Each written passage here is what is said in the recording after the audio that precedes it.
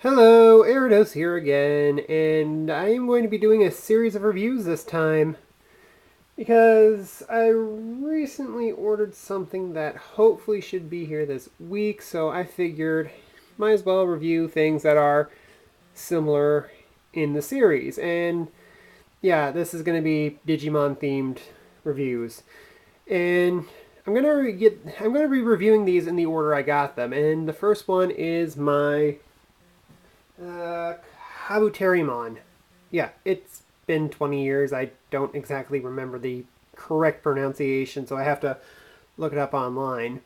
And yeah, let's address the elephant in the room. I lost his foot a while ago, so I had to pull a foot off of one of my other Digimon figures just so I can have him here for review. It's not going to affect my review in any way, shape, or form because this will not affect his transformation. This will not affect his posability. It's just there so he'd actually stand in my review. And hunting down these missing parts is not easy. Besides, I'm sure it's somewhere in my boxes outside. Anyway, we got Kabuterimon, and he's pretty nicely painted for a figure from the 90s. Now then, it's not like super detailed stuff, but considering what Transformers is pulling off these days, I'd say this is a little better than a Transformer. Now, let's look into articulation. There's a nice ball joint here in the shoulder. There's a good cut there. Ball joint's a little loose because of the years. It was a little tighter when I got it. There is a ball joint here in the elbow, but it's very limited because there isn't really a good cut in there. Same with the wrist, which just rotates. That is a ball joint, but it only rotates. This arm right here is also on a ball joint, but it is a little restricted. Now then, hip, very restricted because of, well, we'll get to that, as well as the waist articulation. There is a waist joint in this, just so you know. We'll get into that later, but yeah, the waist joint is completely restricted. Really decent knee, a little over 90 degrees, and you can just break his leg. That's actually due to transformation, and of course the ankle is on a nice ball joint with a nice cut to it, so you can get some really good motion out of that. As for the wings, there is a little bit there, but again, this is more for transformation than an articulation. So, yeah, and that a little bit so that he can actually stand. And of course, there's also this little jaw here, but again, that's more for transformation. And of course, these are the Digivolving figures, which means he will Digivolve into MegaKabuterimon. And that is why the hips and the waist are hindered, because as you can see, all those MegaKabuterimon bits are just hanging off his back. And let's get him transformed here. First we unpeg the legs and unfold them, because yeah, this is why the knee joint goes like that. It's because you just snap that armor on and just twist the foot around.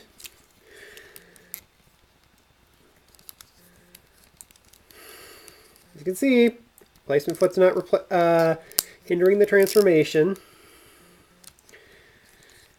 As for the arms, we flip these around and slide these panels back here. We close his mouth, move up his horn, slide this whole thing down. And then we fold his Kabuterimon arms in. And then this is the part I like, because you take the wings and just peg them together. This is soft plastic, so I'm not too worried about anything breaking. So yeah, just fold them right up. And then there's tabs in here that have to be lined up when you fold them together. And you just fold the entire MegaKabuterimon shell over that. you hinge his arms into place like so. Oh, some of his Kabuterimon bits didn't go in the shell all the way. We pull down the jaw and up the horn, and we have our complete MegaKabuterimon. So yeah, that is actually a very nice transformation, and he is literally a shell former because all of his extra parts for Kabuterimon mode go under this nice shell, which becomes his wings in Kabuterimon mode. I actually like that. Again, jaw's articulated, but that's more for transformation. It can look up, but again, that's transformation. It just looks like his neck's just, it is not even there.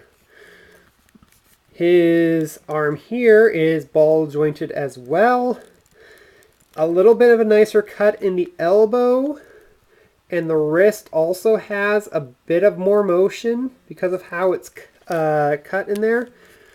These arms are very articulated now that they're freed from that restricting back hip, that restricting armor that plugs into the arm.